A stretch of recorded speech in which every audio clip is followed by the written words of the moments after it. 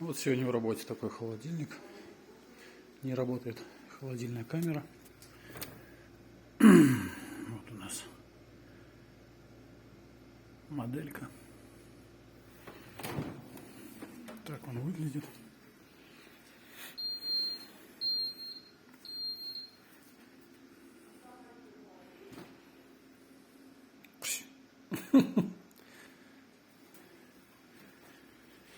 Вот такой. Сейчас разберемся. Починим.